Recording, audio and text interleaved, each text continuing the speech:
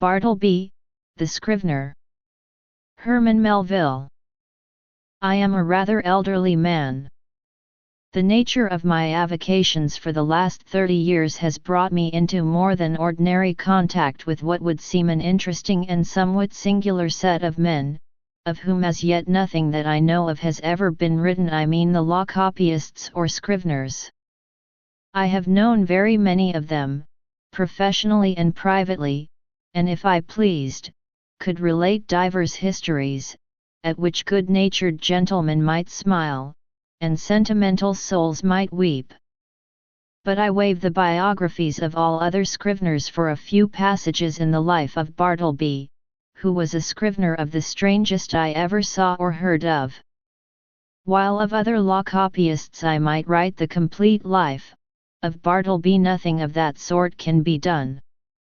I believe that no materials exist for a full and satisfactory biography of this man. It is an irreparable loss to literature. Bartleby was one of those beings of whom nothing is ascertainable, except from the original sources, and in his case those are very small.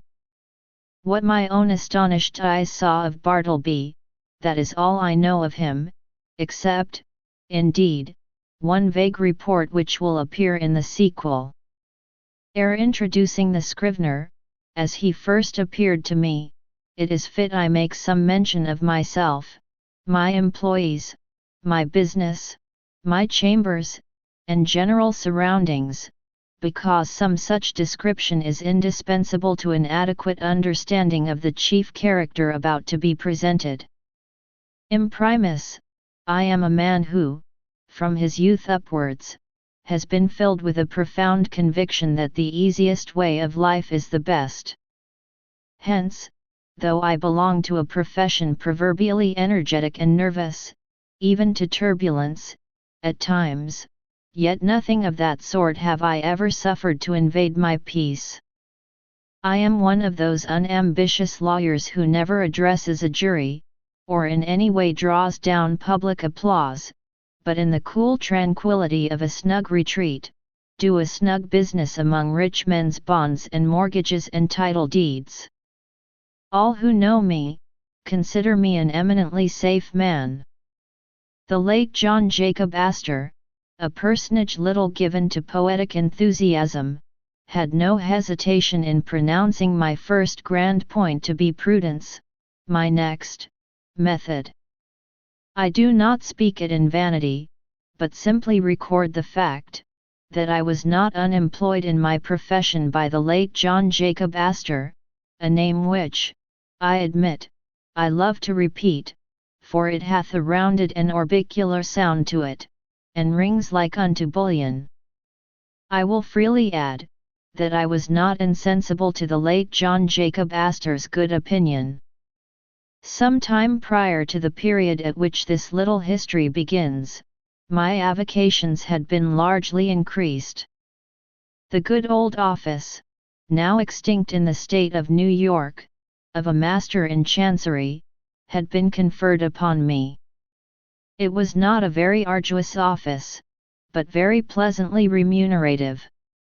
I seldom lose my temper, much more seldom indulge in dangerous indignation at wrongs and outrages, but I must be permitted to be rash here and declare, that I consider the sudden and violent abrogation of the office of Master in Chancery, by the new Constitution, as a premature act, inasmuch as I had counted upon a life lease of the profits, whereas I only received those of a few short years. But this is by the way. My chambers were upstairs at No Wall Street. At one end they looked upon the white wall of the interior of a spacious skylight shaft, penetrating the building from top to bottom. This view might have been considered rather tame than otherwise, deficient in what landscape painters call life. But if so, the view from the other end of my chambers offered, at least, a contrast, if nothing more. In that direction my windows commanded an unobstructed view of a lofty brick wall, black by age and everlasting shade, which wall required no spyglass to bring out its lurking beauties, but for the benefit of all nearsighted spectators, was pushed up to within 10 feet of my window panes. Owing to the great height of the surrounding buildings, and my chambers being on the second floor, the interval between this wall and mine not a little resembled a huge square cistern. At the period just preceding the advent of Bartleby, I had 2 persons as copyists in my employment, and a promising lad as an office boy. First, Turkey; second, Nippers; third, Ginger Nut. These may seem names, the like of which are not usually found in the directory. In truth they were nicknames, mutually conferred upon each other by my 3 clerks, and were deemed expressive of their respective persons or characters. Turkey was a short, pursy Englishman of about my own age, that is, somewhere not far from 60. In the morning, one might say, his face was of a fine florid hue, but after 12 o'clock, meridian his dinner hour, it blazed like a grate full of Christmas coals, and continued blazing but, as it were, with a gradual wane till 6 o'clock, p.m. or thereabouts, after which I saw no more of the proprietor of the face, which gaining its meridian with the sun, seemed to set with it, to rise, culminate, and decline the following day, with the like regularity and undiminished glory.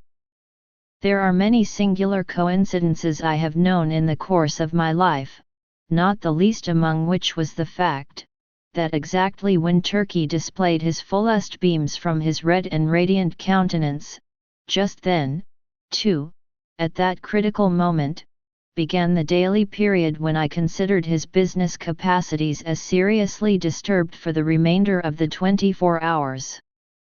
Not that he was absolutely idle, or averse to business then, far from it.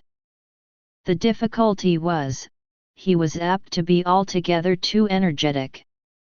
There was a strange, inflamed, flurried, flighty recklessness of activity about him. He would be incautious in dipping his pen into his inkstand. All his blots upon my documents were dropped there after 12 o'clock, meridian. Indeed, not only would he be reckless and sadly given to making blots in the afternoon, but some days he went further, and was rather noisy. At such times, too, his face flamed with augmented blazonry, as if cannel coal had been heaped on anthracite. He made an unpleasant racket with his chair, spilled his sand-box, in mending his pens, impatiently split them all to pieces, and threw them on the floor in a sudden passion, stood up and leaned over his table, boxing his papers about in a most indecorous manner, very sad to behold in an elderly man like him. Nevertheless, as he was in many ways a most valuable person to me, and all the time before 12 o'clock, meridian, was the quickest, steadiest creature too, accomplishing a great deal of work in a style not easy to be matched. For these reasons, I was willing to overlook his eccentricities, though indeed, occasionally, I remonstrated with him. I did this very gently, however, because, though the civilest, nay, the blandest and most reverential of men in the morning, yet in the afternoon he was disposed, upon provocation, to be slightly rash with his tongue, in fact, insolent. Now, valuing his morning services as I did, and resolved not to lose them, yet, at the same time made uncomfortable by his inflamed ways after 12 o'clock, and being a man of peace, unwilling by my admonitions to call forth unseemly retorts from him, I took upon me, one Saturday noon, he was always worse on Saturdays, to hint to him, very kindly, that perhaps now that he was growing old, it might be well to abridge his labours. In short, he need not come to my chambers after 12 o'clock. but, dinner over, had best go home to his lodgings and rest himself till tea time. But no, he insisted upon his afternoon devotions. His countenance became intolerably fervid, as he oratorically assured me, gesticulating with a long ruler at the other end of the room, that if his services in the morning were useful, how indispensable, then, in the afternoon? With submission, sir, said Turkey on this occasion, I consider myself your right-hand man. In the morning I but marshal and deploy my columns, but in the afternoon I put myself at their head, and gallantly charge the foe, thus. And he made a violent thrust with the ruler. But the blots, Turkey, intimated I. True, but, with submission, sir, behold these hairs. I am getting old. Surely, sir, a blot or two of a warm afternoon is not to be severely urged against grey hairs. Old age, even if it blot the page, is honourable. With submission, sir, we both are getting old. This appeal to my fellow feeling was hardly to be resisted. At all events, I saw that go he would not. So I made up my mind to let him stay, resolving, nevertheless, to see to it, that during the afternoon he had to do with my less important papers. Nippers, the second on my list, was a whiskered, sallow, and, upon the whole, rather piratical-looking young man of about 25. I always deemed him the victim of two evil powers, ambition and indigestion. The ambition was evinced by a certain impatience of the duties of a mere copyist, an unwarrantable usurpation of strictly professional affairs, such as the original drawing up of legal documents. The indigestion seemed betokened in an occasional nervous testiness and grinning irritability, causing the teeth to audibly grind together over mistakes committed in copying, unnecessary maledictions, hissed, rather than spoken, in the heat of business, and especially by a continual discontent with the height of the table where he worked. Though of a very ingenious mechanical turn, Nippers could never get this table to suit him. He put chips under it, blocks of various sorts, bits of pasteboard, and at last went so far as to attempt an exquisite adjustment by final pieces of folded blotting paper. But no invention would answer. If, for the sake of easing his back, he brought the table lid at a sharp angle well up towards his chin, and wrote there like a man using the steep roof of a Dutch house for his desk, then he declared that it stopped the circulation in his arms. If now he lowered the table to his waistbands, and stooped over it in writing, then there was a sore aching in his back. In short, the truth of the matter was, Nippers knew not what he wanted. Or, if he wanted anything, it was to be rid of a scrivener's table altogether. Among the manifestations of his diseased ambition was a fondness he had for receiving visits from certain ambiguous-looking fellows in seedy coats, whom he called his clients. Indeed, I was aware that not only was he, at times, considerable of a ward politician, but he occasionally did a little business at the justices' courts, and was not unknown on the steps of the tombs. I have good reason to believe, however, that one individual who called upon him at my chambers, and who, with a grand air, he insisted was his client, was no other than a dun, and the alleged title deed, a bill.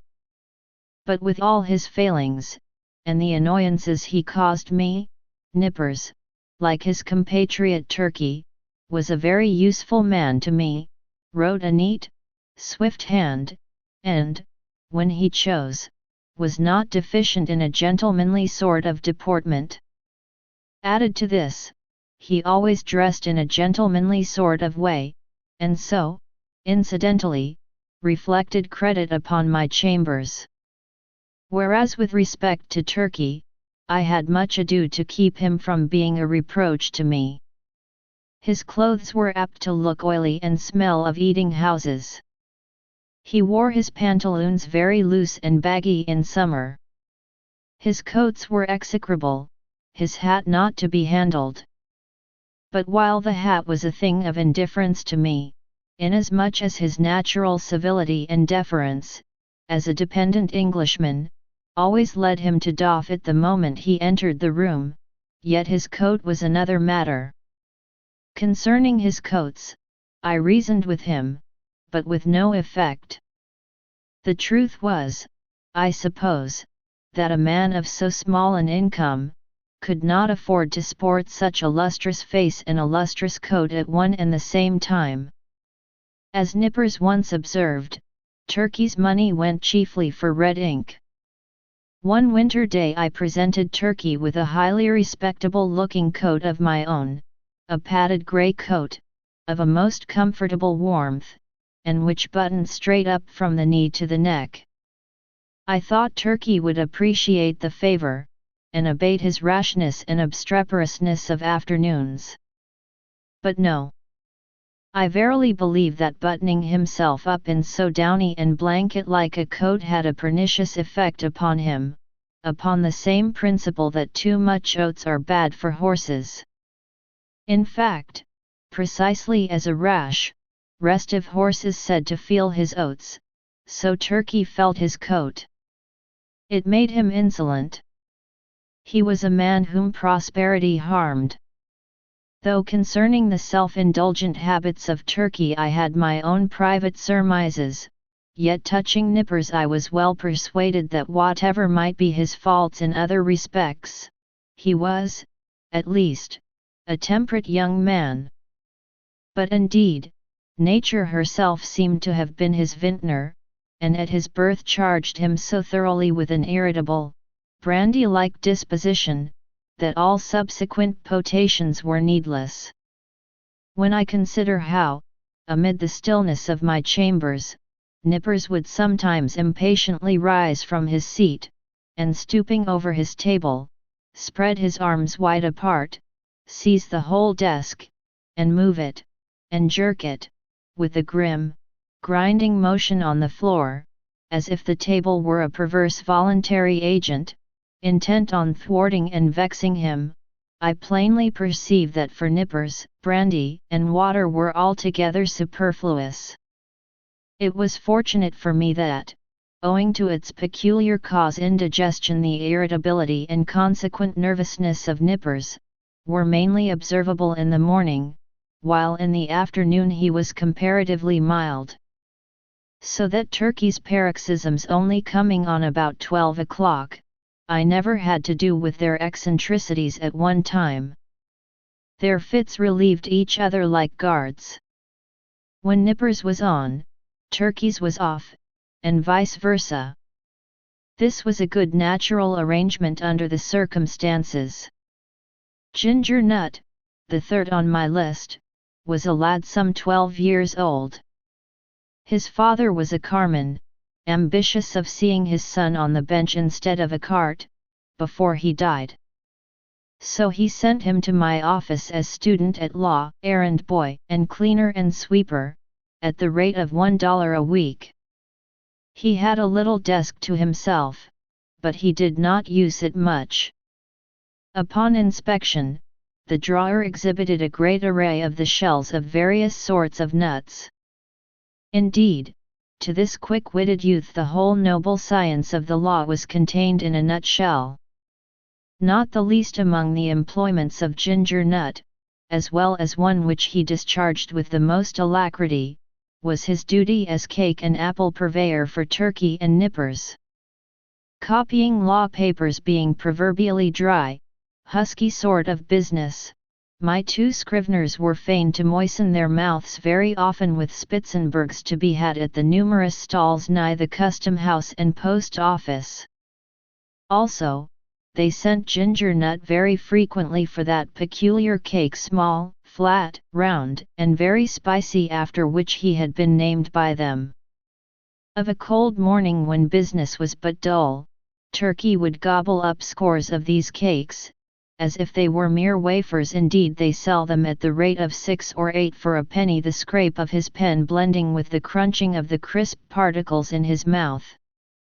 Of all the fiery afternoon blunders and flurried rashnesses of Turkey, was his once moistening a ginger cake between his lips, and clapping it onto a mortgage for a seal. I came within an ace of dismissing him then. But he mollified me by making an oriental bow, and saying with submission, "Sir, it was generous of me to find you in stationery on my own account. Now my original business, that of a conveyancer and title hunter, and drawer up of recondite documents of all sorts, was considerably increased by receiving the master's office. There was now great work for scriveners. Not only must I push the clerks already with me, but I must have additional help." In answer to my advertisement, a motionless young man one morning stood upon my office threshold, the door being open, for it was summer. I can see that figure now, pallidly neat, pitiably respectable, incurably forlorn. It was Bartleby. After a few words touching his qualifications, I engaged him, glad to have among my corps of copyists a man of so singularly sedate an aspect, which I thought might operate beneficially upon the flighty temper of Turkey, and the fiery one of Nippers. I should have stated before that ground glass folding doors divided my premises into 2 parts, one of which was occupied by my scriveners, the other by myself. According to my humour I threw open these doors, or closed them. I resolved to assign Bartleby a corner by the folding doors, but on my side of them, so as to have this quiet man within easy call, in case any trifling thing was to be done. I placed his desk close up to a small side window in that part of the room, a window which originally had afforded a lateral view of certain grimy backyards and bricks, but which, owing to subsequent erections, commanded at present no view at all, though it gave some light. Within 3 feet of the panes was a wall, and the light came down from far above, between 2 lofty buildings, as from a very small opening in a dome. Still further to a satisfactory arrangement, I procured a high green folding screen, which might entirely isolate Bartleby from my sight, though not remove him from my voice. And thus, in a manner, privacy and society were conjoined. At first Bartleby did an extraordinary quantity of writing. As if long famishing for something to copy, he seemed to gorge himself on my documents. There was no pause for digestion. He ran a day and night line, copying by sunlight and by candle light. I should have been quite delighted with his application, had he been cheerfully industrious. But he wrote on silently, palely, mechanically.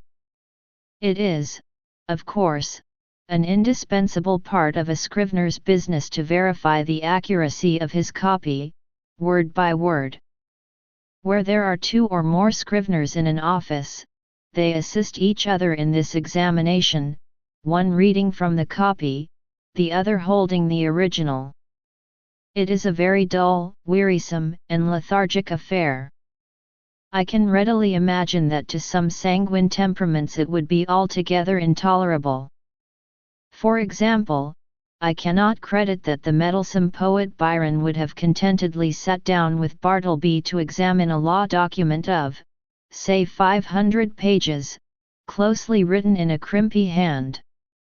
Now and then, in the haste of business, it had been my habit to assist in comparing some brief document myself, calling Turkey or Nippers for this purpose. One object I had in placing Bartleby so handy to me behind the screen, was to avail myself of his services on such trivial occasions. It was on the 3rd day, I think, of his being with me, and before any necessity had arisen for having his own writing examined, that, being much hurried to complete a small affair I had in hand, I abruptly called to Bartleby. In my haste and natural expectancy of instant compliance, I sat with my head bent over the original on my desk, and my right hand sideways, and somewhat nervously extended with the copy, so that immediately upon emerging from his retreat, Bartleby might snatch it and proceed to business without the least delay. In this very attitude did I sit when I called to him, rapidly stating what it was I wanted him to do, namely, to examine a small paper with me. Imagine my surprise, nay, my consternation, when without moving from his privacy, Bartleby in a singularly mild, firm voice, replied, "I would prefer not to." I sat a while in perfect silence, rallying my stunned faculties. Immediately it occurred to me that my ears had deceived me, or Bartleby had entirely misunderstood my meaning. I repeated my request in the clearest tone I could assume. But in quite as clear a one came the previous reply, "I would prefer not to." "Prefer not to," echoed I, rising in high excitement, and crossing the room with a stride. "What do you mean? Are you moonstruck? I want you to help me compare this sheet here, take it," and I thrust it towards him. "I would prefer not to," said he. I looked at him steadfastly. His face was leanly composed, his grey eye dimly calm. Not a wrinkle of agitation rippled him. Had there been the least uneasiness, anger, impatience, or impertinence in his manner, in other words, had there been anything ordinarily human about him, doubtless I should have violently dismissed him from the premises. But as it was, I should have as soon thought of turning my pale plaster of Paris bust of Cicero out of doors. I stood gazing at him a while, as he went on with his own writing, and then reseated myself at my desk. "This is very strange," thought I. "What had one best do?" But my business hurried me. I concluded to forget the matter for the present, reserving it for my future leisure. So calling Nippers from the other room, the paper was speedily examined. A few days after this, Bartleby concluded 4 lengthy documents, being quadruplicates of a week's testimony taken before me in my High Court of Chancery. It became necessary to examine them. It was an important suit, and great accuracy was imperative. Having all things arranged, I called Turkey, Nippers, and Ginger Nut from the next room, meaning to place the 4 copies in the hands of my 4 clerks, while I should read from the original. Accordingly Turkey, Nippers, and Ginger Nut had taken their seats in a row, each with his document in hand, when I called to Bartleby to join this interesting group. "Bartleby, quick, I am waiting." I heard a slow scrape of his chair legs on the uncarpeted floor, and soon he appeared standing at the entrance of his hermitage. "What is wanted?" said he mildly. The copies," said I hurriedly. "We are going to examine them." Therein I held towards him the 4th quadruplicate. "I would prefer not to," he said, and gently disappeared behind the screen. For a few moments I was turned into a pillar of salt, standing at the head of my seated column of clerks.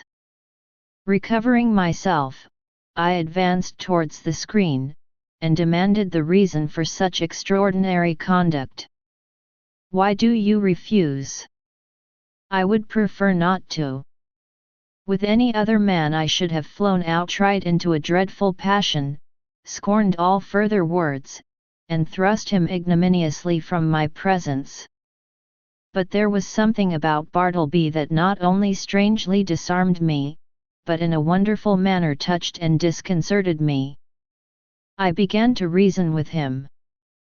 These are your own copies we are about to examine. It is labor-saving to you, because one examination will answer for your 4 papers. It is common usage. Every copyist is bound to help examine his copy. Is it not so? Will you not speak? Answer. I prefer not to, he replied in a flute-like tone. It seemed to me that while I had been addressing him, he carefully revolved every statement that I made, fully comprehended the meaning, could not gainsay the irresistible conclusions, but, at the same time, some paramount consideration prevailed with him to reply as he did. You are decided, then, not to comply with my request or request made according to common usage and common sense. He briefly gave me to understand that on that point my judgment was sound. Yes, his decision was irreversible. It is not seldom the case that when a man is browbeaten in some unprecedented and violently unreasonable way, he begins to stagger in his own plainest faith. He begins, as it were, vaguely to surmise that, wonderful as it may be, all the justice and all the reason is on the other side. Accordingly, if any disinterested persons are present, he turns to them for some reinforcement for his own faltering mind. Turkey, said I, what do you think of this? Am I not right? With submission, sir, said Turkey, with his blandest tone, I think that you are. Nippers, said I, what do you think of it? I think I should kick him out of the office. The reader of nice perceptions will here perceive that, it being morning, Turkey's answer is couched in polite and tranquil terms, but Nippers replies in ill-tempered ones.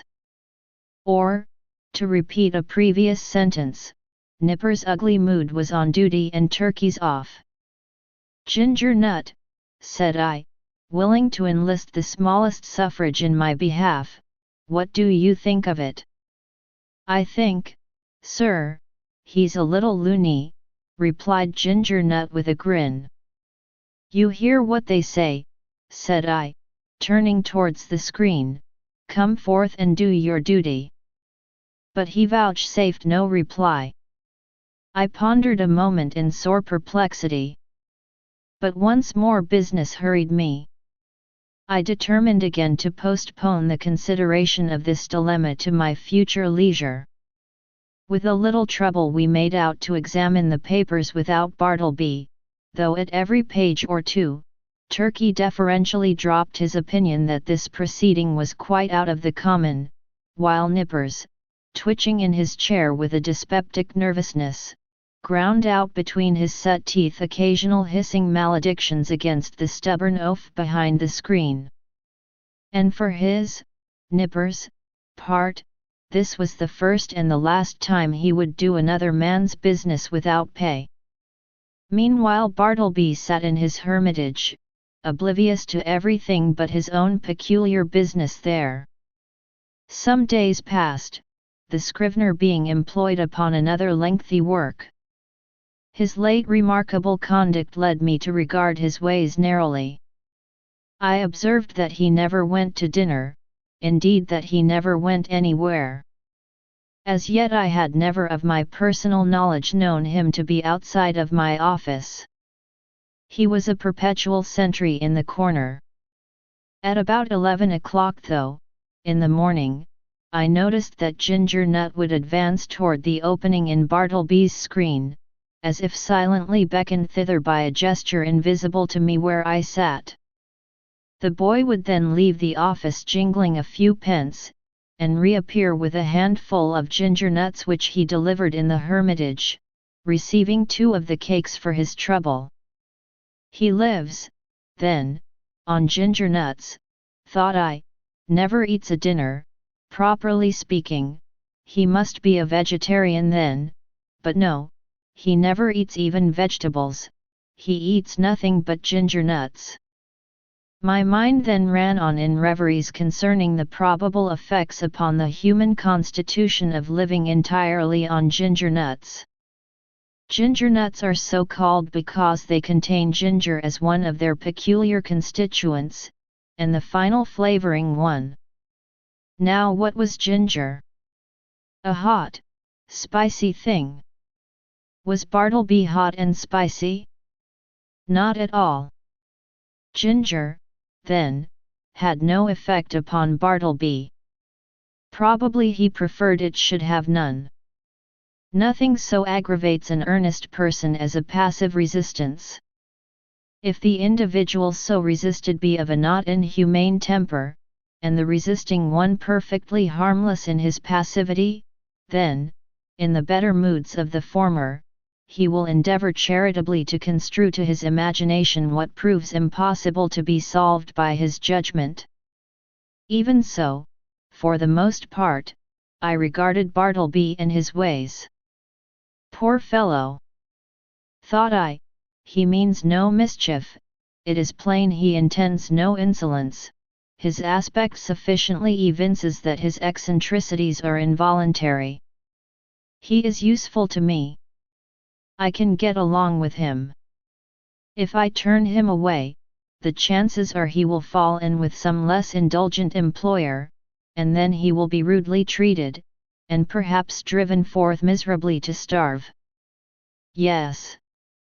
Here I can cheaply purchase a delicious self-approval. To befriend Bartleby, to humor him in his strange willfulness, will cost me little or nothing, while I lay up in my soul what will eventually prove a sweet morsel for my conscience. But this mood was not invariable with me. The passiveness of Bartleby sometimes irritated me. I felt strangely goaded on to encounter him in new opposition, to elicit some angry spark from him answerable to my own. But indeed I might as well have essayed to strike fire with my knuckles against a bit of Windsor soap. But one afternoon the evil impulse in me mastered me, and the following little scene ensued. "Bartleby," said I, "when those papers are all copied, I will compare them with you." "I would prefer not to." "How? Surely you do not mean to persist in that mulish vagary?" No answer. I threw open the folding doors nearby, and turning upon Turkey and Nippers, exclaimed in an excited manner. "He says, a second time, he won't examine his papers. What do you think of it, Turkey?" It was afternoon, be it remembered. Turkey sat glowing like a brass boiler, his bald head steaming, his hands reeling among his blotted papers. "Think of it," roared Turkey, "I think I'll just step behind his screen, and black his eyes for him." So saying, Turkey rose to his feet and threw his arms into a pugilistic position. He was hurrying away to make good his promise, when I detained him, alarmed at the effect of incautiously rousing Turkey's combativeness after dinner. "Sit down, Turkey," said I, "and hear what Nippers has to say." "What do you think of it, Nippers? Would I not be justified in immediately dismissing Bartleby?" "Excuse me, that is for you to decide, sir. I think his conduct quite unusual, and indeed unjust, as regards Turkey and myself. But it may only be a passing whim." "Ah," exclaimed I, "you have strangely changed your mind, then you speak very gently of him now." "All beer," cried Turkey, "gentleness is effects of beer. Nippers and I dined together today. You see how gentle I am, sir.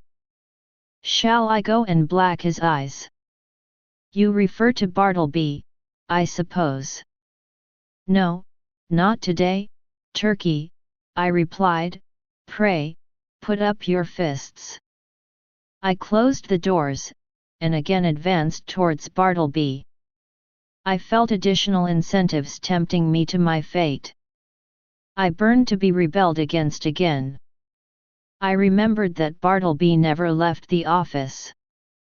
"Bartleby," said I, "Ginger Nut is away, just step round to the post office, won't you? It was but a 3-minute walk, and see if there is anything for me." "I would prefer not to." "You will not?" "I prefer not." I staggered to my desk, and sat there in a deep study. My blind inveteracy returned. Was there any other thing in which I could procure myself to be ignominiously repulsed by this lean, penniless wight, my hired clerk? What added thing is there, perfectly reasonable, that he will be sure to refuse to do? "Bartleby." No answer. "Bartleby," in a louder tone. No answer. "Bartleby," I roared. Like a very ghost, agreeably to the laws of magical invocation, at the third summons, he appeared at the entrance of his hermitage. "Go to the next room, and tell Nippers to come to me."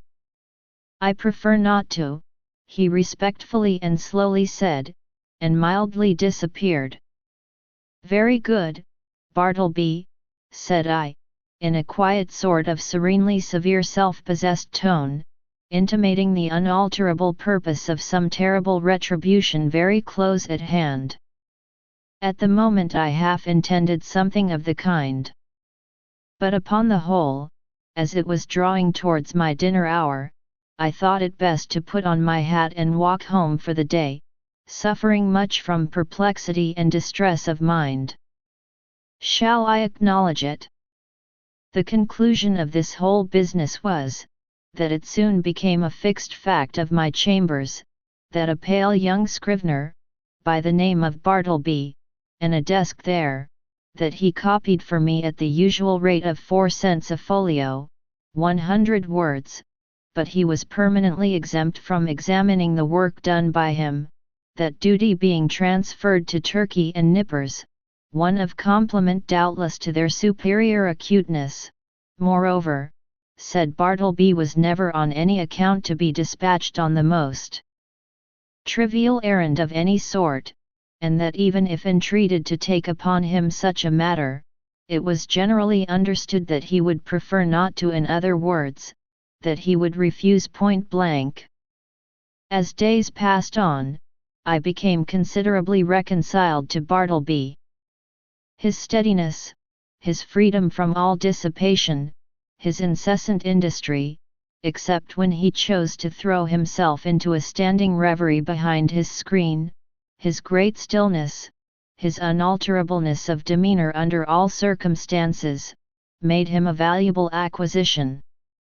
One prime thing was this: he was always there, first in the morning, continually through the day, and the last at night. I had a singular confidence in his honesty. I felt my most precious papers perfectly safe in his hands. Sometimes, to be sure, I could not, for the very soul of me, avoid falling into sudden spasmodic passions with him. For it was exceeding difficult to bear in mind all the time those strange peculiarities, privileges, and unheard of exemptions, forming the tacit stipulations on Bartleby's part under which he remained in my office.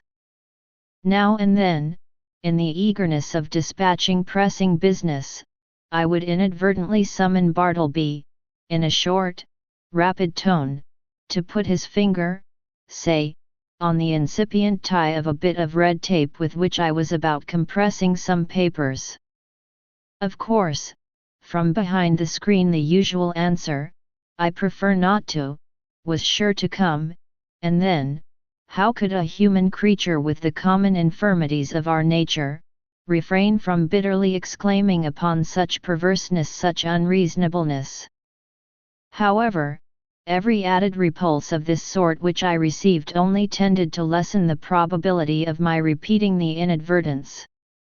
Here it must be said, that according to the custom of most legal gentlemen occupying chambers in densely populated log buildings, there were several keys to my door. One was kept by a woman residing in the attic, which person weekly scrubbed and daily swept and dusted my apartments. Another was kept by Turkey for convenience sake. The third I sometimes carried in my own pocket. The fourth I knew not who had. Now, one Sunday morning I happened to go to Trinity Church, to hear a celebrated preacher, and finding myself rather early on the ground, I thought I would walk around to my chambers for a while. Luckily I had my key with me, but upon applying it to the lock, I found it resisted by something inserted from the inside. Quite surprised, I called out, when to my consternation a key was turned from within, and thrusting his lean visage at me, and holding the door ajar, the apparition of Bartleby appeared, in his shirt sleeves, and otherwise in a strangely tattered dishabille, saying quietly that he was sorry, but he was deeply engaged just then, and preferred not admitting me at present. In a brief word or two, he moreover added, that perhaps I had better walk round the block 2 or 3 times, and by that time he would probably have concluded his affairs. Now, the utterly unsurmised appearance of Bartleby, tenanting my law chambers of a Sunday morning, with his cadaverously gentlemanly nonchalance, yet withal firm and self-possessed, had such a strange effect upon me, that incontinently I slunk away from my own door, and did as desired. But not without sundry twinges of impotent rebellion against the mild effrontery of this unaccountable Scrivener. Indeed, it was his wonderful mildness chiefly, which not only disarmed me, but unmanned me, as it were. For I consider that one, for the time, is a sort of unmanned when he tranquilly permits his hired clerk to dictate to him, and order him away from his own premises. Furthermore, I was full of uneasiness as to what Bartleby could possibly be doing in my office in his shirt sleeves, and in an otherwise dismantled condition of a Sunday morning. Was anything amiss going on? Nay, that was out of the question. It was not to be thought of for a moment that Bartleby was an immoral person. But what could he be doing there, copying? Nay again, whatever might be his eccentricities, Bartleby was an eminently decorous person. He would be the last man to sit down to his desk in any state approaching to nudity. Besides, it was Sunday, and there was something about Bartleby that forbade the supposition that he would by any secular occupation violate the proprieties of the day. Nevertheless, my mind was not pacified, and full of a restless curiosity, at last I returned to the door. Without hindrance I inserted my key, opened it, and entered. Bartleby was not to be seen. I looked round anxiously, peeped behind his screen, but it was very plain that he was gone. Upon more closely examining the place, I surmised that for an indefinite period Bartleby must have ate, dressed, and slept in my office, and that too without plate, mirror, or bed. The cushioned seat of a rickety old sofa in one corner bore the faint impress of a lean, reclining form. Rolled away under his desk, I found a blanket, under the empty grate, a blacking box and brush, on a chair, a tin basin with soap and a ragged towel, in a newspaper a few crumbs of ginger nuts and a morsel of cheese. Yes, thought I, it is evident enough that Bartleby has been making his home here, keeping bachelor's hall all by himself. Immediately then the thought came sweeping across me, what miserable friendlessness and loneliness are here revealed.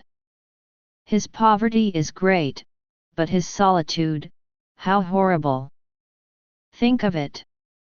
Of a Sunday, Wall Street is deserted as Petra, and every night of every day it is an emptiness. This building too, which of weekdays hums with industry and life, at nightfall echoes with sheer vacancy, and all through Sunday is forlorn.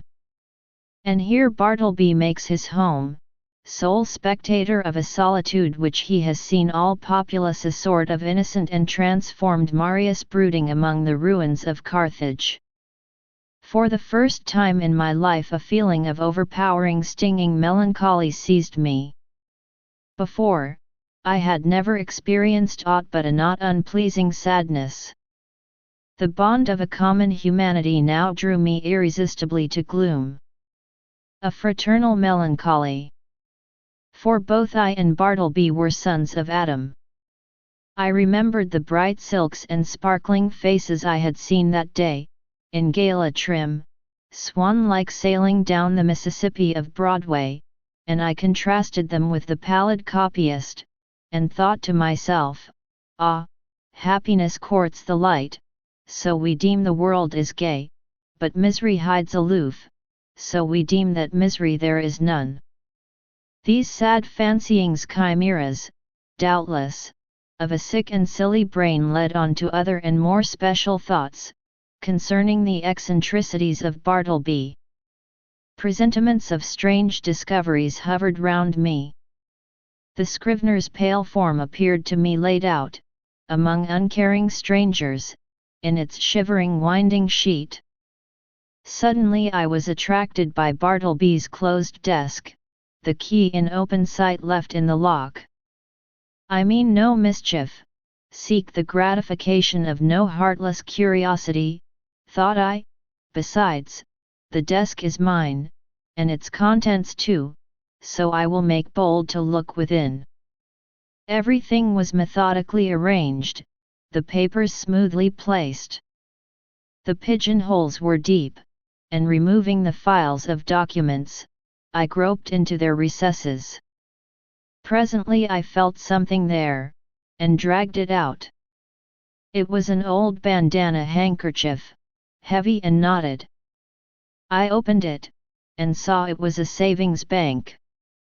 I now recalled all the quiet mysteries which I had noted in the man.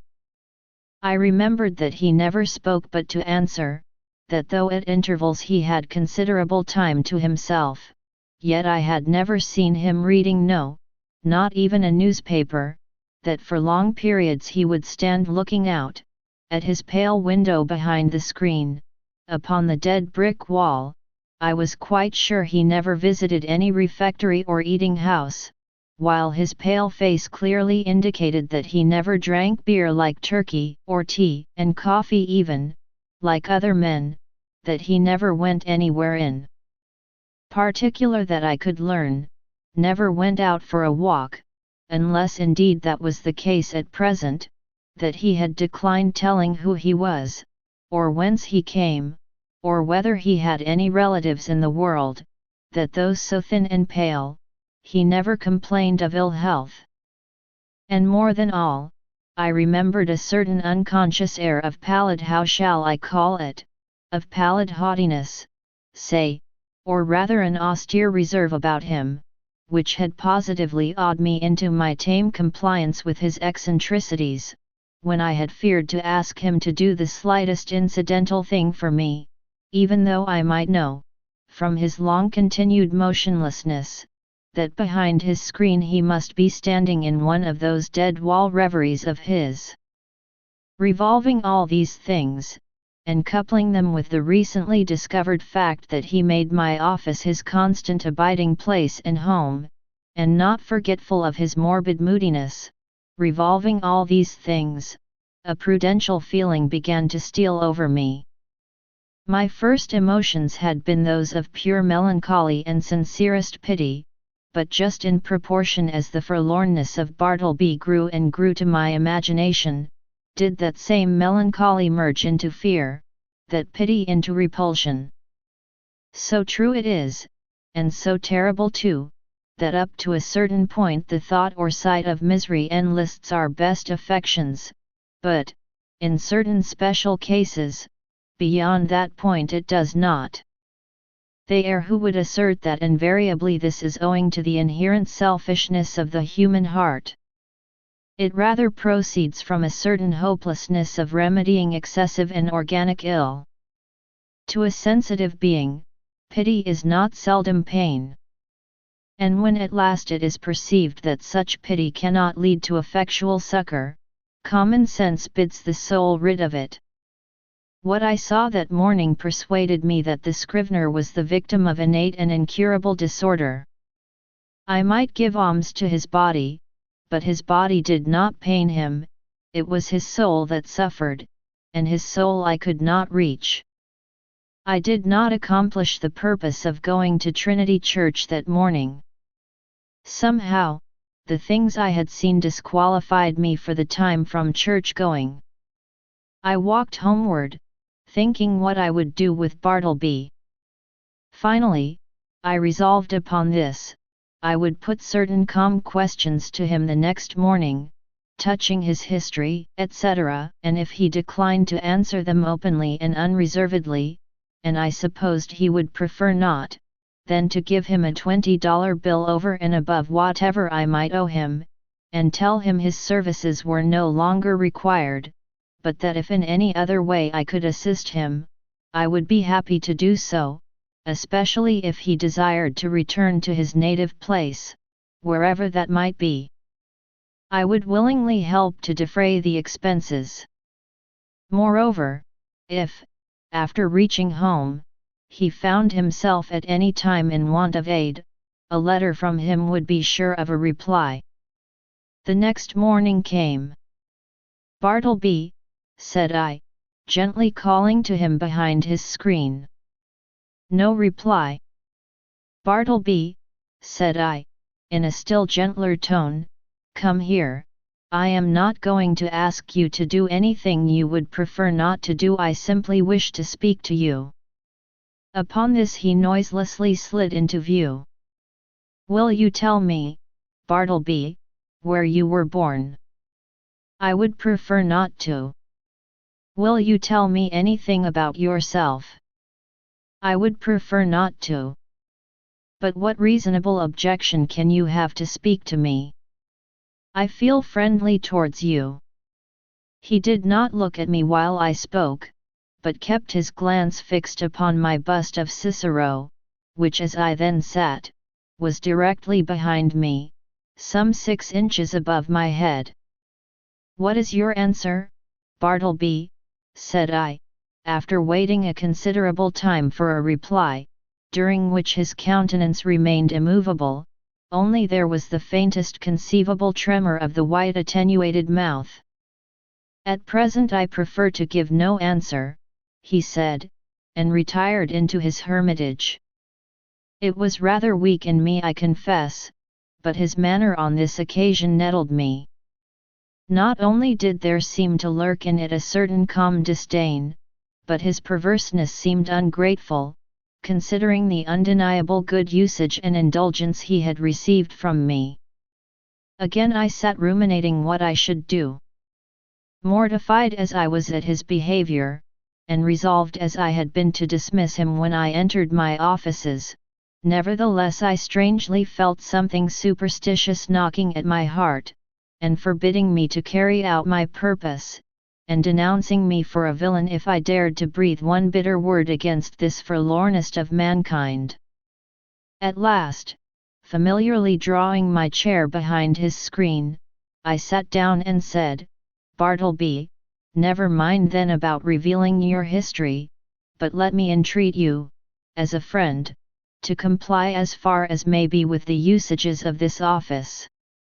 Say now you will help to examine papers tomorrow or next day, in short, say now that in a day or two you will begin to be a little reasonable. Say so, Bartleby." "At present I would prefer not to be a little reasonable," was his mildly cadaverous reply. Just then the folding doors opened, and Nippers approached. He seemed suffering from an unusually bad night's rest, induced by severer indigestion than common. He overheard those final words of Bartleby. "Prefer not, gritted Nippers. "I'd prefer him, if I were you, sir, addressing me. I'd prefer him, I'd give him preferences, the stubborn mule. What is it, sir, pray, that he prefers not to do now? Bartleby moved not a limb. Mr. Nippers, said I, I'd prefer that you would withdraw for the present. Somehow, of late I had got into the way of involuntarily using this word prefer upon all sorts of not exactly suitable occasions. And I trembled to think that my contact with the Scrivener had already and seriously affected me in a mental way. And what further and deeper aberration might it not yet produce? This apprehension had not been without efficacy in determining me to summary means. As Nippers, looking very sour and sulky, was departing, Turkey blandly and deferentially approached. With submission, sir, said he, yesterday I was thinking about Bartleby here, and I think that if he would but prefer to take a quart of good ale every day, it would do much towards mending him, and enabling him to assist in examining his papers. So you have got the word too, said I, slightly excited. With submission, what word, sir? Asked Turkey, respectfully crowding himself into the contracted space behind the screen, and by so doing, making me jostle the Scrivener. What word, sir? I would prefer to be left alone here, said Bartleby, as if offended at being mobbed in his privacy. That's the word, Turkey, said I, that's it. Oh, prefer, oh yes, queer word. I never use it myself. But, sir, as I was saying, if he would but prefer. Turkey, interrupted I, you will please withdraw. Oh certainly, sir, if you prefer that I should. As he opened the folding door to retire, Nippers at his desk caught a glimpse of me, and asked whether I would prefer to have a certain paper copied on blue paper or white. He did not in the least roguishly accent the word prefer. It was plain that it involuntarily rolled from his tongue. I thought to myself, surely I must get rid of a demented man, who already has in some degree turned the tongues, if not the heads of myself and clerks. But I thought it prudent not to break the dismission at once. The next day I noticed that Bartleby did nothing but stand at his window in his dead-wall reverie. Upon asking him why he did not write, he said that he had decided upon doing no more writing. Why, how now, what next? Exclaimed I, do no more writing. No more. And what is the reason?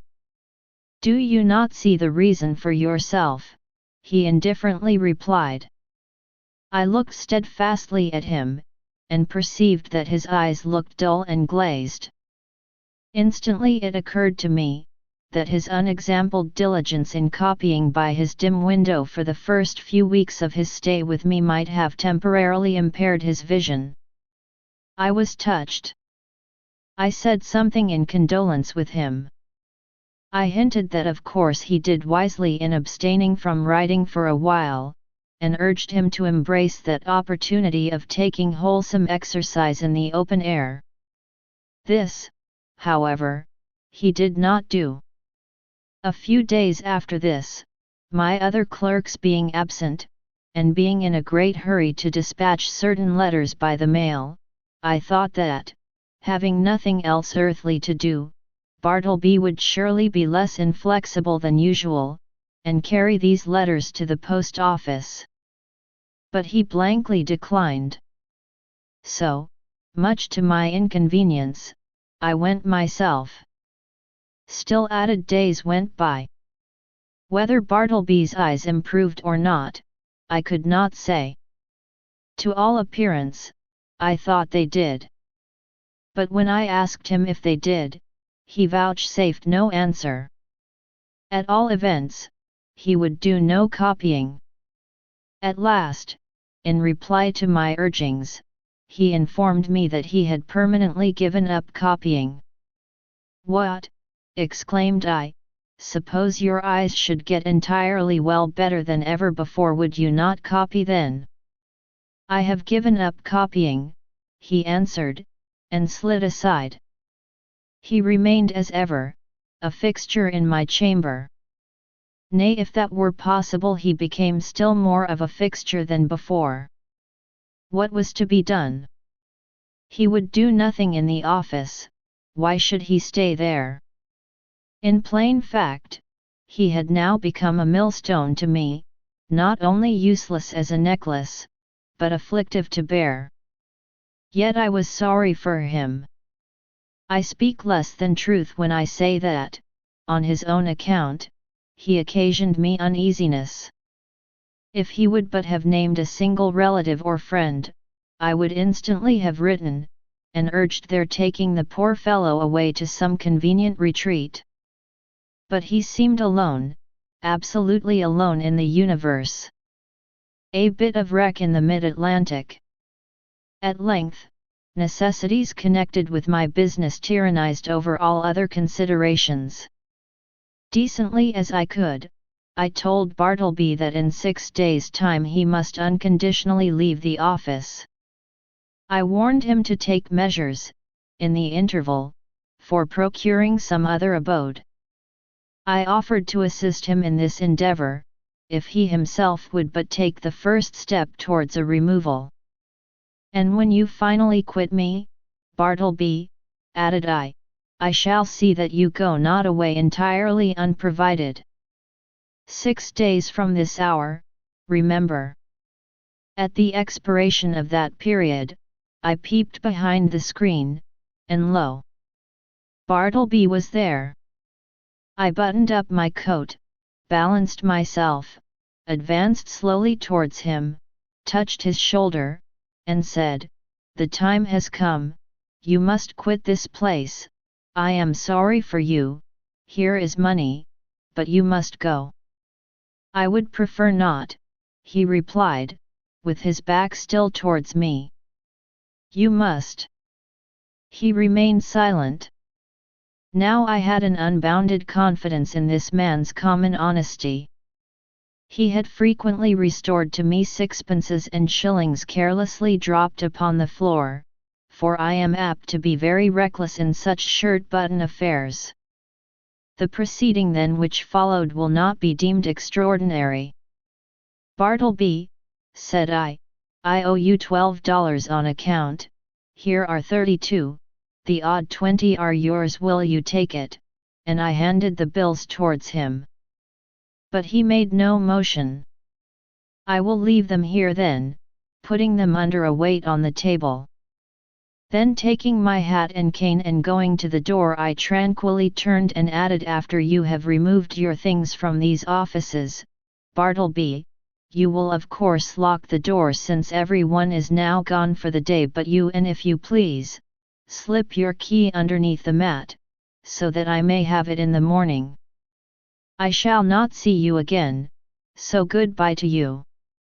If hereafter in your new place of abode I can be of any service to you, do not fail to advise me by letter.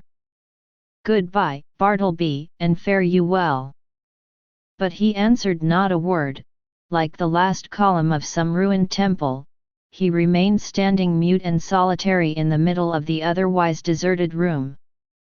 As I walked home in a pensive mood, my vanity got the better of my pity. I could not but highly plume myself on my masterly management in getting rid of Bartleby. Masterly I call it, and such it must appear to any dispassionate thinker. The beauty of my procedure seemed to consist in its perfect quietness. There was no vulgar bullying, no bravado of any sort, no choleric hectoring, and striding to and fro across the apartment, jerking out vehement commands for Bartleby to bundle himself off with his beggarly traps. Nothing of the kind. Without loudly bidding Bartleby depart as an inferior genius might have done, I assumed the ground that depart he must, and upon that assumption built all I had to say. The more I thought over my procedure, the more I was charmed with it. Nevertheless, next morning, upon awakening, I had my doubts I had somehow slept off the fumes of vanity. One of the coolest and wisest hours a man has, is just after he awakes in the morning.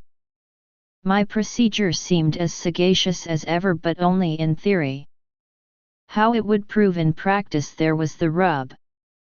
It was truly a beautiful thought to have assumed Bartleby's departure, but, after all, that assumption was simply my own, and none of Bartleby's. The great point was, not whether I had assumed that he would quit me, but whether he would prefer so to do. He was more a man of preferences than assumptions. After breakfast, I walked downtown, arguing the probabilities pro and con. One moment I thought it would prove a miserable failure, and Bartleby would be found all alive at my office as usual. The next moment it seemed certain that I should see his chair empty. And so I kept veering about. At the corner of Broadway and Canal Street, I saw quite an excited group of people standing in earnest conversation. "I'll take odds he doesn't," said a voice as I passed. "Doesn't go, done," said I, "put up your money." I was instinctively putting my hand in my pocket to produce my own, when I remembered that this was an election day. The words I had overheard bore no reference to Bartleby, but to the success or non-success of some candidate for the mayoralty. In my intent frame of mind, I had, as it were, imagined that all Broadway shared in my excitement, and were debating the same question with me. I passed on, very thankful that the uproar of the street screened my momentary absent-mindedness. As I had intended, I was earlier than usual at my office door. I stood listening for a moment. All was still. He must be gone. I tried the knob. The door was locked. Yes, my procedure had worked to a charm. He indeed must be vanished. Yet a certain melancholy mixed with this. I was almost sorry for my brilliant success. I was fumbling under the door mat for the key, which Bartleby was to have left there for me, when accidentally my knee knocked against a panel, producing a summoning sound, and in response a voice came to me from within. "Not yet, I am occupied." It was Bartleby. I was thunderstruck. For an instant I stood like the man who, pipe in mouth, was killed one cloudless afternoon long ago in Virginia, by a summer lightning. At his own warm open window he was killed, and remained leaning out there upon the dreamy afternoon, till someone touched him, when he fell. "Not gone," I murmured at last. But again obeying that wondrous ascendancy which the inscrutable Scrivener had over me, and from which ascendancy, for all my chafing, I could not completely escape, I slowly went downstairs and out into the street, and while walking round the block, considered what I should next do in this unheard of perplexity. Turn the man out by an actual thrusting I could not. To drive him away by calling him hard names would not do. Calling in the police was an unpleasant idea, and yet, permit him to enjoy his cadaverous triumph over me, this too I could not think of. What was to be done? Or, if nothing could be done, was there anything further that I could assume in the matter? Yes, as before I had prospectively assumed that Bartleby would depart, so now I might retrospectively assume that departed he was. In the legitimate carrying out of this assumption, I might enter my office in a great hurry, and pretending not to see Bartleby at all, walk straight against him as if he were air. Such a proceeding would in a singular degree have the appearance of a home thrust. It was hardly possible that Bartleby could withstand such an application of the doctrine of assumptions. But upon second thoughts the success of the plan seemed rather dubious. I resolved to argue the matter over with him again. "Bartleby," said I, entering the office, with a quietly severe expression, "I am seriously displeased. I am pained, Bartleby. I had thought better of you. I had imagined you of such a gentlemanly organization, that in any delicate dilemma a slight hint would have sufficed. In short, an assumption. But it appears I am deceived. Why," I added, unaffectedly starting, "you have not even touched that money yet," pointing to it, just where I had left it the evening previous. He answered nothing. "Will you, or will you not, quit me?" I now demanded in a sudden passion, advancing close to him. "I would prefer not to quit you," he replied, gently emphasizing the not. "What earthly right have you to stay here? Do you pay any rent? Do you pay my taxes?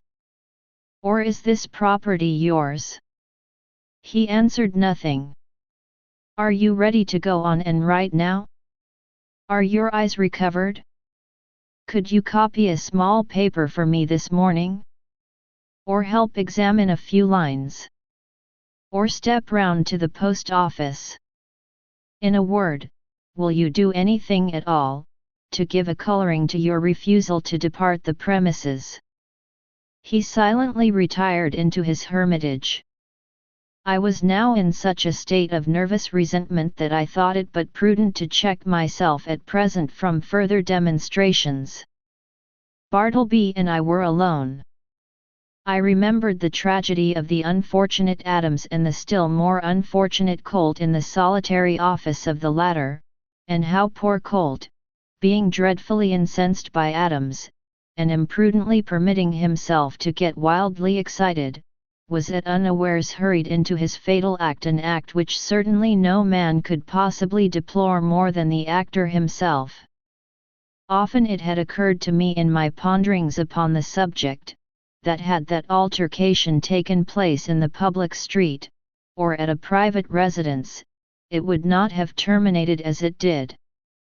It was the circumstance of being alone in a solitary office, upstairs, of a building entirely unhallowed by humanizing domestic associations, an uncarpeted office, doubtless, of a dusty, haggard sort of appearance, this it must have been, which greatly helped to enhance the irritable desperation of the hapless Colt. But when this old atom of resentment rose in me and tempted me concerning Bartleby, I grappled him and threw him. How? Why, simply by recalling the divine injunction, "A new commandment give I unto you, that ye love one another." Yes, this it was that saved me. Aside from higher considerations, charity often operates as a vastly wise and prudent principle, a great safeguard to its possessor.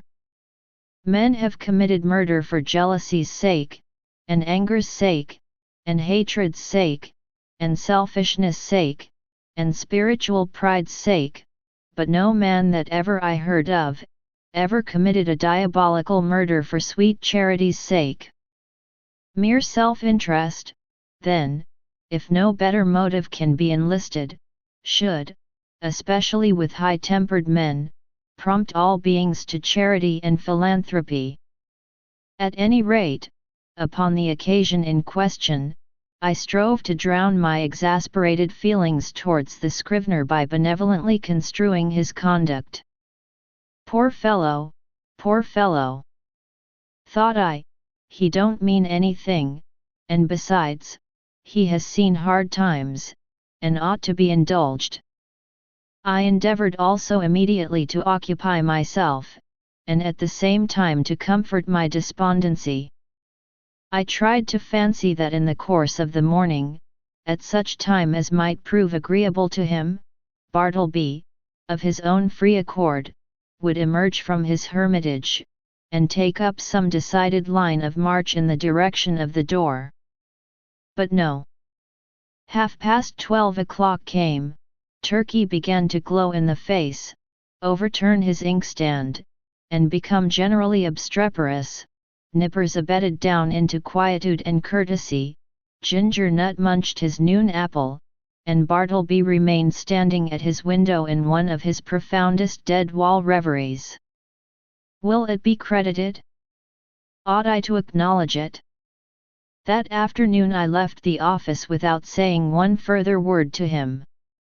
Some days now passed, during which, at leisure intervals I looked a little into Edwards on the Will, and Priestley on Necessity. Under the circumstances, those books induced a salutary feeling. Gradually I slid into the persuasion that these troubles of mine touching the Scrivener had been all predestinated from eternity, and Bartleby was billeted upon me for some mysterious purpose of an all-wise providence, which it was not for a mere mortal like me to fathom. Yes, Bartleby, stay there behind your screen, thought I shall persecute you no more, you are harmless and noiseless as any of these old chairs, in short, I never feel so private as when I know you are here. At last I see it, I feel it, I penetrate to the predestinated purpose of my life. I am content. Others may have loftier parts to enact, but my mission in this world, Bartleby, is to furnish you with office room for such period as you may see fit to remain. I believe that this wise and blessed frame of mind would have continued with me, had it not been for the unsolicited and uncharitable remarks obtruded upon me by my professional friends who visited the rooms. But thus it often is, that the constant friction of illiberal minds wears out at last the best resolves of the more generous. Though to be sure, when I reflected upon it, it was not strange that people entering my office should be struck by the peculiar aspect of the unaccountable Bartleby, and so be tempted to throw out some sinister observations concerning him. Sometimes an attorney having business with me, and calling at my office and finding no one but the Scrivener there, would undertake to obtain some sort of precise information from him touching my whereabouts, but without heeding his idle talk, Bartleby would remain standing immovable in the middle of the room. So after contemplating him in that position for a time, the attorney would depart, no wiser than he came. Also, when a reference was going on, and the room full of lawyers and witnesses and business was driving fast, some deeply occupied legal gentleman present, seeing Bartleby wholly unemployed, would request him to run round to the legal gentleman's, office and fetch some papers for him. Thereupon, Bartleby would tranquilly decline, and yet remain idle as before. Then the lawyer would give a great stare, and turn to me. And what could I say? At last I was made aware that all through the circle of my professional acquaintance, a whisper of wonder was running round, having reference to the strange creature I kept at my office. This worried me very much. And as the idea came upon me of his possibly turning out a long-lived man, and keep occupying my chambers, and denying my authority, and perplexing my visitors, and scandalizing my professional reputation, and casting a general gloom over the premises, keeping soul and body together to the last upon his savings, for doubtless he spent but half a dime a day, and in the end perhaps outlive me, and claim possession of my office by right of his perpetual occupancy, as all these dark anticipations crowded upon me more and more, and my friends continually intruded their relentless remarks upon the apparition in my room, a great change was wrought in me. I resolved to gather all my faculties together, and forever rid me of this intolerable incubus. Ere revolving any complicated project, however, adapted to this end, I first simply suggested to Bartleby the propriety of his permanent departure. In a calm and serious tone, I commended the idea to his careful and mature consideration. But having taken 3 days to meditate upon it, he apprised me that his original determination remained the same, in short, that he still preferred to abide with me. What shall I do? I now said to myself, buttoning up my coat to the last button. What shall I do? What ought I to do?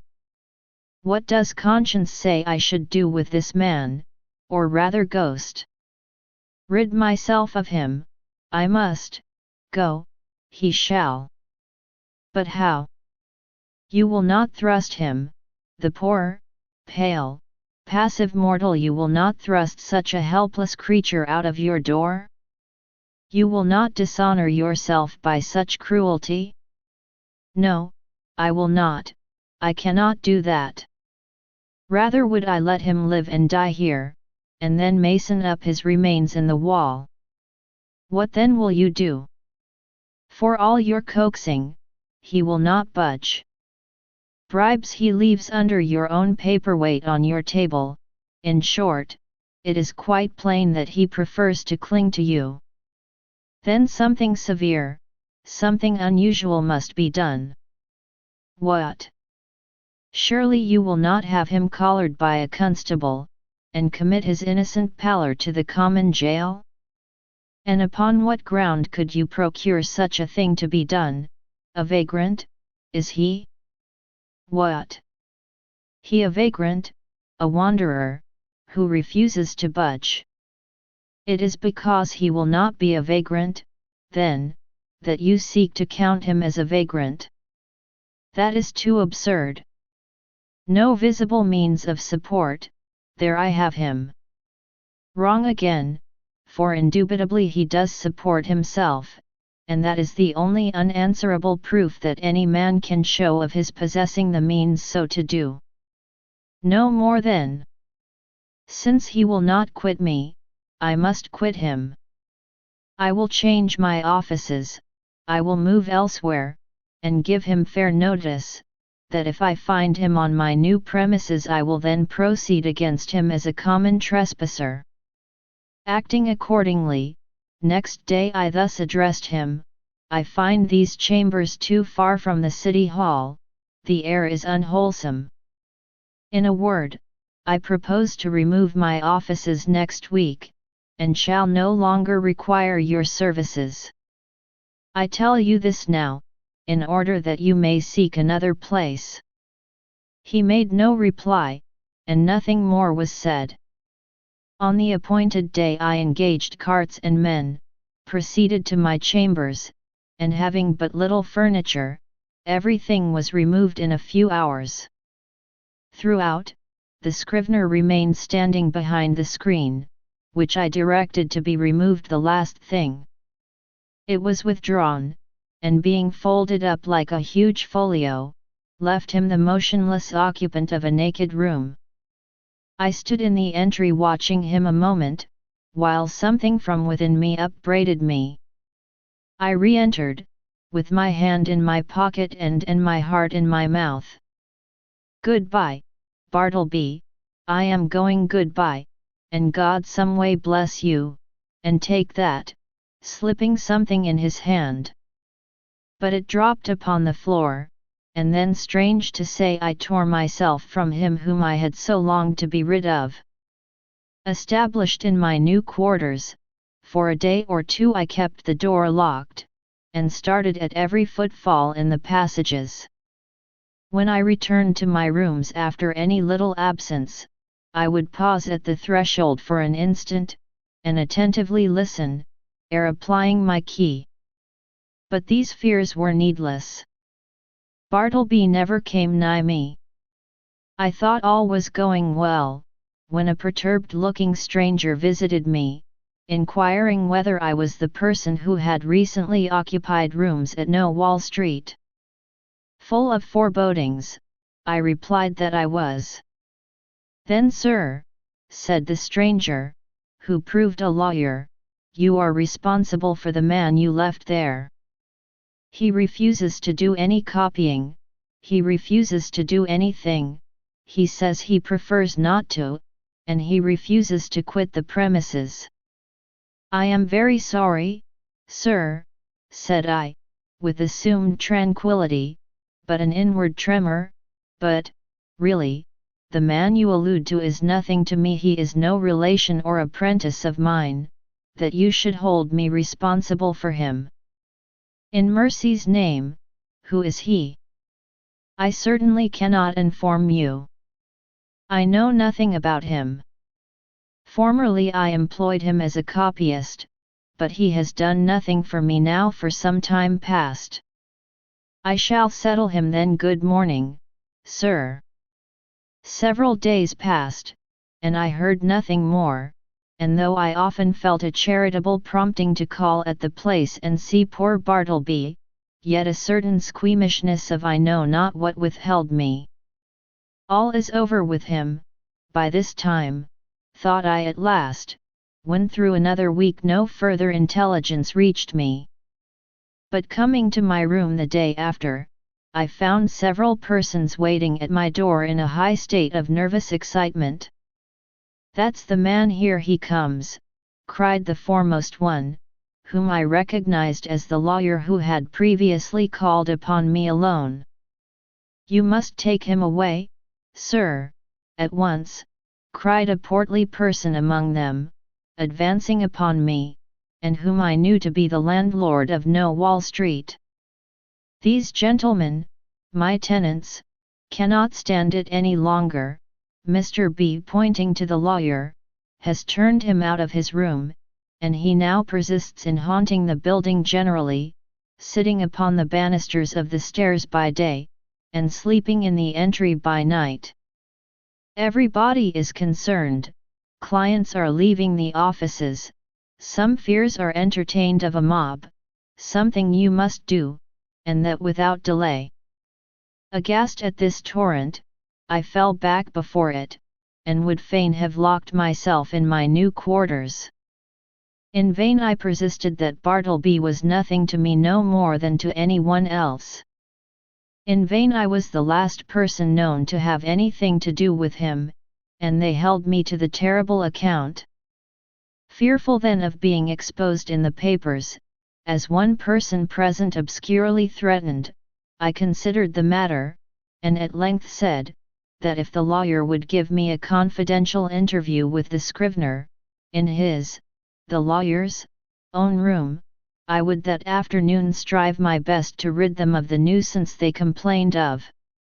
Going upstairs to my old haunt, there was Bartleby silently sitting upon the banister at the landing. "What are you doing here, Bartleby?" said I. "Sitting upon the banister," he mildly replied. I motioned him into the lawyer's room, who then left us. "Bartleby," said I, "are you aware that you are the cause of great tribulation to me, by persisting in occupying the entry after being dismissed from the office?" No answer. Now one of two things must take place. Either you must do something, or something must be done to you. Now what sort of business would you like to engage in? Would you like to re-engage in copying for someone? No, I would prefer not to make any change. Would you like a clerkship in a dry goods store? There is too much confinement about that. No, I would not like a clerkship, but I am not particular. Too much confinement, I cried, why you keep yourself confined all the time. I would prefer not to take a clerkship, he rejoined, as if to settle that little item at once. How would a bartender's business suit you? There is no trying of the eyesight in that. I would not like it at all, though, as I said before, I am not particular. His unwonted wordiness inspirited me. I returned to the charge. Well then, would you like to travel through the country collecting bills for the merchants? That would improve your health. No, I would prefer to be doing something else. How then would going as a companion to Europe, to entertain some young gentleman with your conversation. How would that suit you? Not at all. It does not strike me that there is anything definite about that. I like to be stationary. But I am not particular. Stationary you shall be then, I cried, now losing all patience, and for the first time in all my exasperating connection with him fairly flying into a passion. If you do not go away from these premises before night, I shall feel bound, indeed I am bound to quit the premises myself. I rather absurdly concluded, knowing not with what possible threat to try to frighten his immobility into compliance. Despairing of all further efforts, I was precipitately leaving him, when a final thought occurred to me, one which had not been wholly unindulged before. "Bartleby," said I, in the kindest tone I could assume under such exciting circumstances, "will you go home with me now, not to my office, but my dwelling, and remain there till we can conclude upon some convenient arrangement for you at our leisure? Come, let us start now, right away." "No, at present I would prefer not to make any change at all." I answered nothing, but effectually dodging every one by the suddenness and rapidity of my flight, rushed from the building, ran up Wall Street towards Broadway, and jumping into the first omnibus was soon removed from pursuit. As soon as tranquillity returned, I distinctly perceived that I had now done all that I possibly could, both in respect to the demands of the landlord and his tenants, and with regard to my own desire and sense of duty, to benefit Bartleby, and shield him from rude persecution.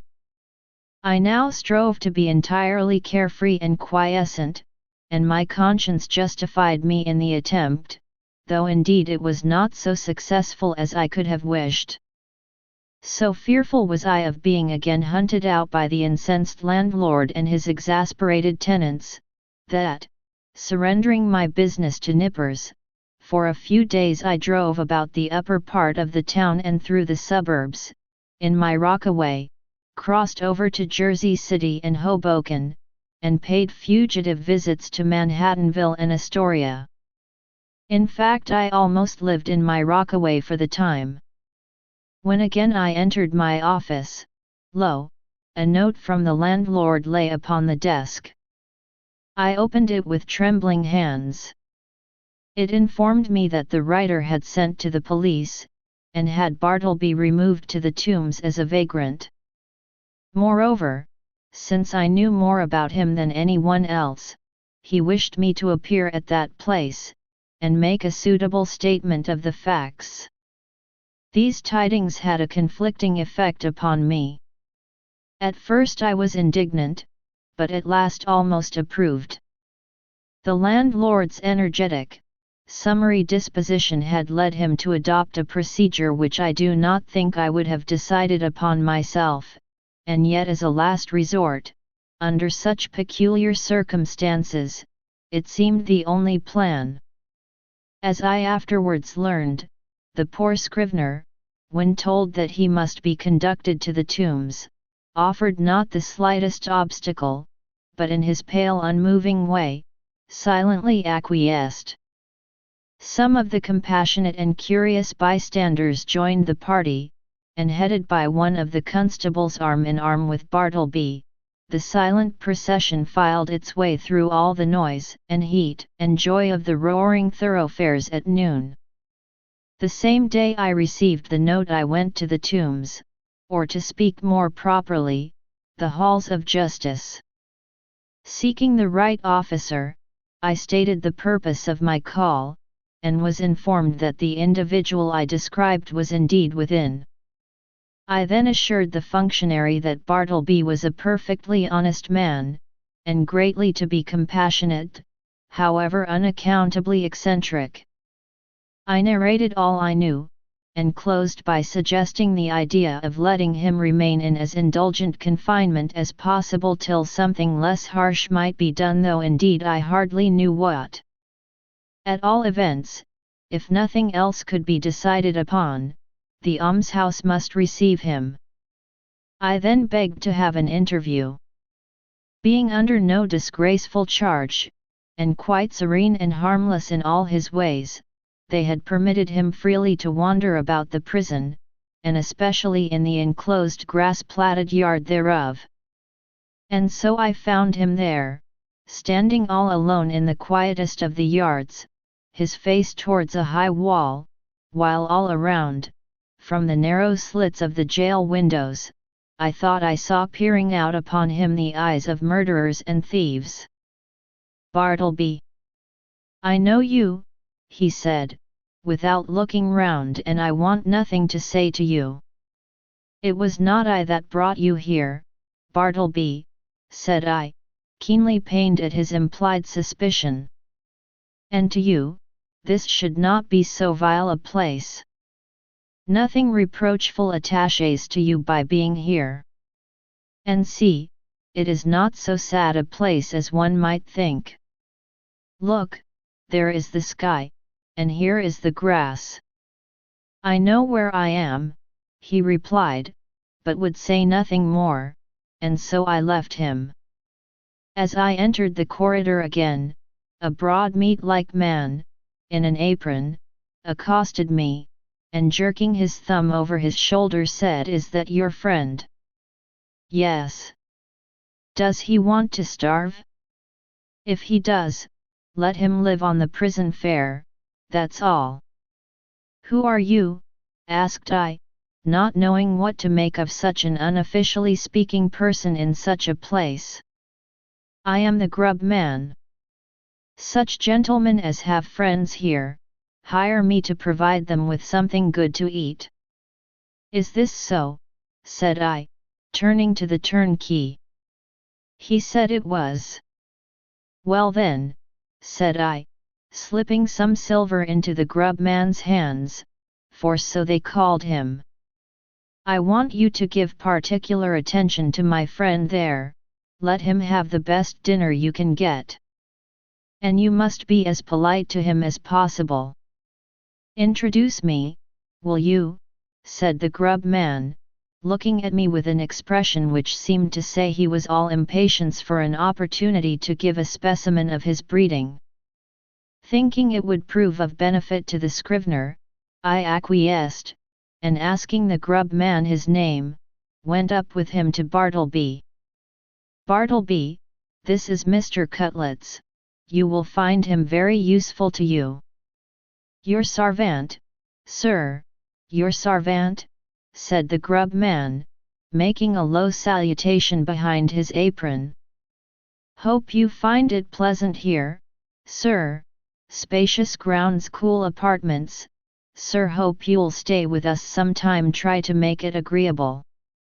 May Mrs. Cutlets and I have the pleasure of your company to dinner, sir, in Mrs. Cutlets' private room." "I prefer not to dine today," said Bartleby, turning away. "It would disagree with me, I am unused to dinners." So saying, he slowly moved to the other side of the enclosure, and took up a position fronting the dead wall.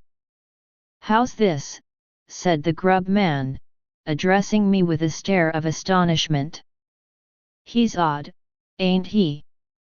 "I think he is a little deranged," said I, sadly. "Deranged, deranged is it? Well now, upon my word, I thought that friend of yourn was a gentleman forger, they are always pale and genteel like, them forgers. I can't pity 'em, can't help it, sir. Did you know Monroe Edwards?" he added touchingly, and paused.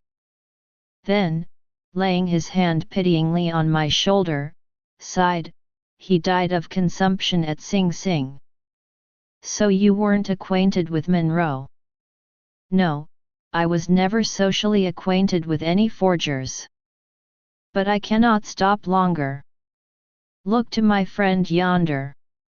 You will not lose by it. I will see you again." Some few days after this, I again obtained admission to the Tombs, and went through the corridors in quest of Bartleby, but without finding him. "I saw him coming from his cell not long ago," said a turnkey. "Maybe he's gone to loiter in the yards." So I went in that direction. "Are you looking for the silent man?" said another turnkey passing me. "Yonder he lies sleeping in the yard there. 'Tis not 20 minutes since I saw him lie down." The yard was entirely quiet. It was not accessible to the common prisoners. The surrounding walls, of amazing thickness, kept off all sounds behind them. The Egyptian character of the masonry weighed upon me with its gloom. But a soft imprisoned turf grew underfoot. The heart of the eternal pyramids, it seemed, wherein, by some strange magic, through the clefts, grass seed, dropped by birds, had sprung. Strangely huddled at the base of the wall, his knees drawn up, and lying on his side, his head touching the cold stones, I saw the wasted Bartleby. But nothing stirred. I paused, then went close up to him, stooped over, and saw that his dim eyes were open, otherwise he seemed profoundly sleeping. Something prompted me to touch him. I felt his hand, when a tingling shiver ran up my arm and down my spine to my feet. The round face of the grub man peered upon me now. "His dinner is ready. Won't he dine today, either? Or does he live without dining?" "Lives without dining," said I, and closed his eyes. He's asleep, ain't he?" "With kings and counselors," murmured I. There would seem little need for proceeding further in this history. Imagination will readily supply the meagre recital of poor Bartleby's interment. But ere parting with the reader, let me say, that if this little narrative has sufficiently interested him, to awaken curiosity as to who Bartleby was, and what manner of life he led prior to the present narrator's making his acquaintance, I can only reply, that in such curiosity I fully share, but am wholly unable to gratify it. Yet here I hardly know whether I should divulge one little item of rumor, which came to my ear a few months after the Scrivener's decease. Upon what basis it rested, I could never ascertain, and hence, how true it is I cannot now tell. But inasmuch as this vague report has not been without certain strange suggestive interest to me, however sad, it may prove the same with some others, and so I will briefly mention it. The report was this, that Bartleby had been a subordinate clerk in the dead letter office at Washington, from which he had been suddenly removed by a change in the administration. When I think over this rumor, I cannot adequately express the emotions which seize me. Dead letters. Does it not sound like dead men? Conceive a man by nature and misfortune prone to a pallid hopelessness. Can any business seem more fitted to heighten it than that of continually handling these dead letters, and assorting them for the flames? For by the cartload they are annually burned. Sometimes from out the folded paper the pale clerk takes a ring the finger it was meant for, perhaps, moulders in the grave, a banknote sent in swiftest charity he whom it would relieve, nor eats, nor hungers any more, pardon for those who died despairing, hope for those who died unhoping, good tidings for those who died stifled by unrelieved calamities. On errands of life, these letters speed to death. Ah Bartleby! Ah humanity! For more, don't forget to subscribe to our channel and turn on notifications, like the video and recommend it to your friends, and share your ideas and suggestions in the comments. Hoping for a more just world. Goodbye.